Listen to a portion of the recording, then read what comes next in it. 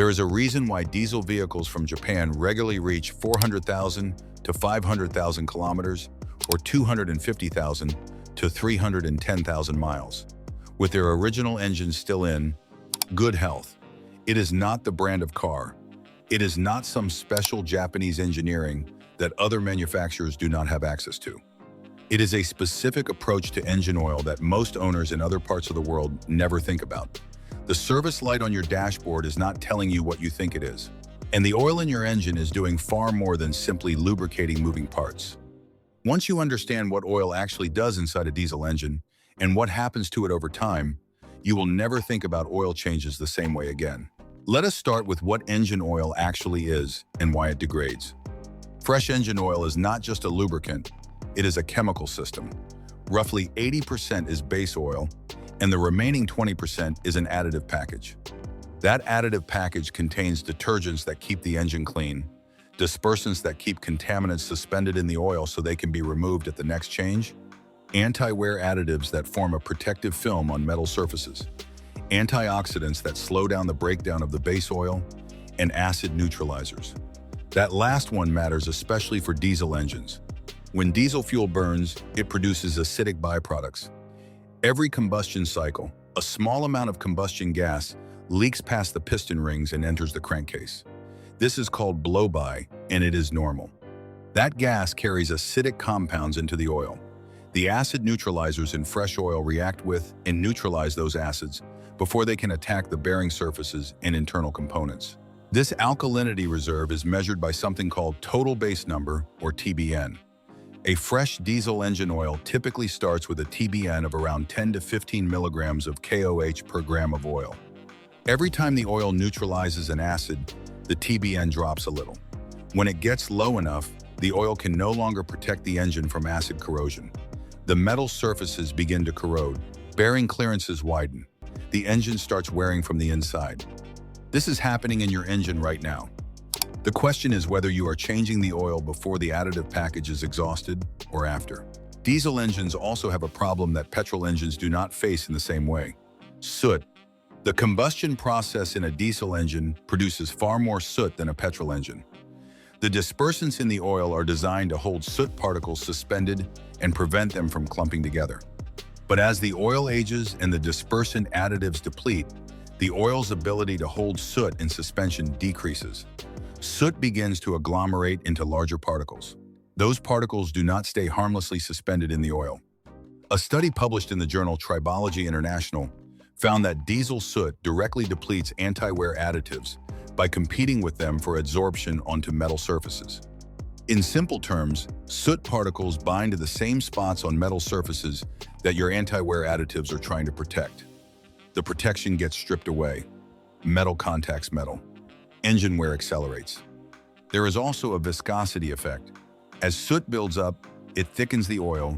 Thicker oil flows more slowly through narrow passages. It takes longer to reach the turbo bearings on startup. It flows less efficiently through the oil cooler. A diesel engine running on oil that has been left in too long is running on oil that is thicker, more acidic, more contaminated, and less protective than the day it was poured in. So how do Japanese diesel owners approach this differently? The first principle is condition-based intervals, not calendar-based ones.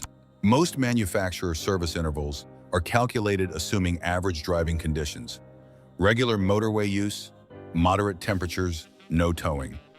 Japanese diesel owners understand that their actual driving conditions determine when the oil needs changing, not what the service reminder says. Short urban trips are especially damaging.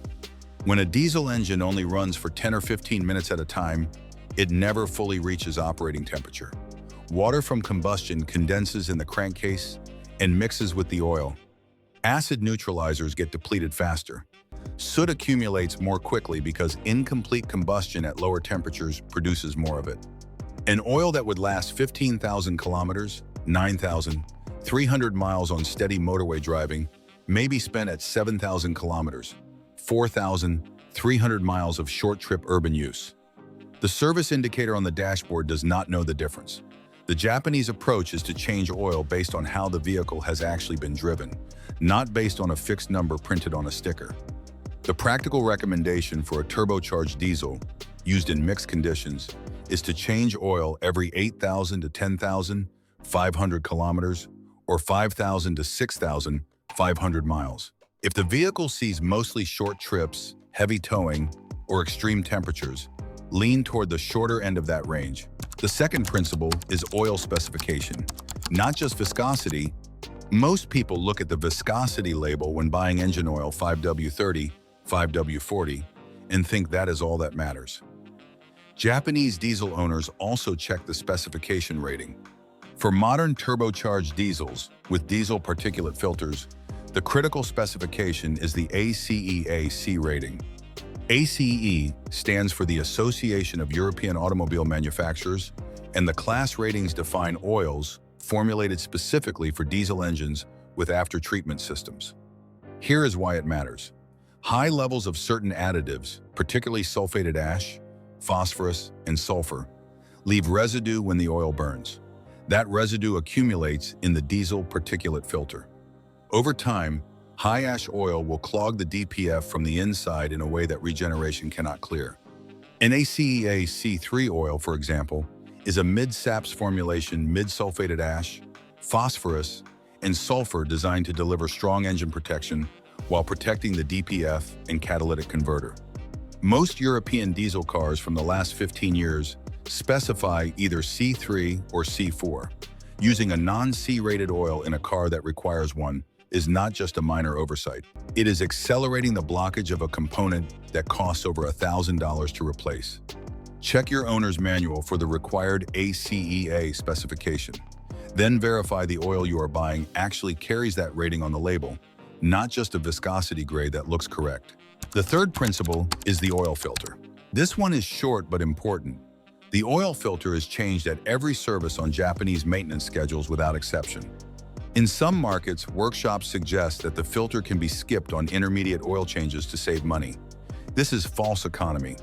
The oil filter holds captured contaminants, metal particles, and soot. When you drain the old oil but leave the old filter, you are pouring fresh oil through a filter already loaded with the contamination from the previous interval. The new oil picks up those contaminants immediately. You have not given the engine a clean start. Change the filter every time. The fourth principle is the one that separates good maintenance from exceptional maintenance, keeping a record. Every Japanese diesel owner who achieves very high mileage keeps a written log. Date, mileage, which oil was used, which filter, any unusual observations. This takes 2 minutes per service. Over 3 to 5 years, it becomes an invaluable document. You can see exactly how your engine is performing, whether oil consumption is increasing, whether the interval between changes needs adjusting, and when warning signs appeared relative to what was done at the last service. More importantly, it builds a mindset. You stop treating the oil change as a chore to be delayed and start treating it as a diagnostic checkpoint. Cars that are looked at regularly get problems caught early. Cars that are ignored until a light comes on get expensive repairs. None of this is complicated or expensive. The cost difference between changing oil every 5,000 to 6,500 miles, 8,000 to 10,500 kilometers versus every 12,000 miles, 19,000 kilometers over the life of a diesel engine is far smaller than a single bearing replacement, a clogged DPF, or a failed turbo. Fresh oil is cheap, engine damage is not.